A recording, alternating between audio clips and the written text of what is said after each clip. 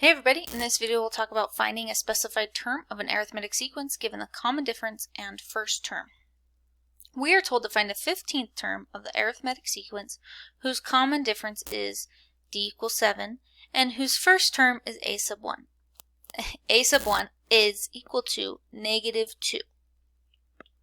Okay, so with arithmetic sequences we have this formula for an explicit rule. And this formula is that our nth term is equal to our first term plus n minus 1 times d.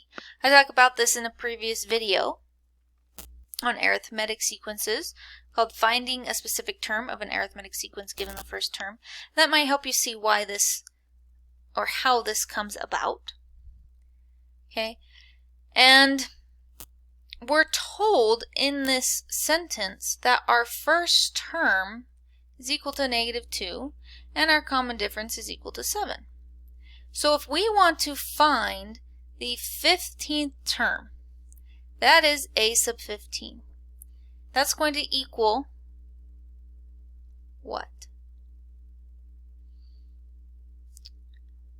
Well, let's go back to our original equation here. Our nth term is going to equal negative 2 a sub 1 plus n minus 1 times my common difference.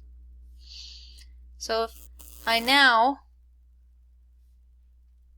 put in a 15 for n, I'll get that's equal to negative 2 plus 15 minus 1 times 7. So all I have to do now is kind of simplify for my 15th term. A sub 15 is kind of how we say it. Negative 2 plus 14 times 7. 14 times 7 is 98. Add negative 2 to that. And then what do I get for my 15th term?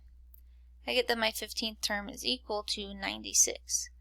This works if we know a sub 1 and we know d.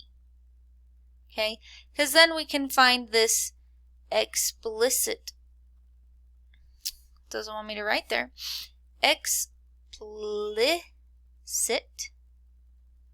rule. Using those two terms.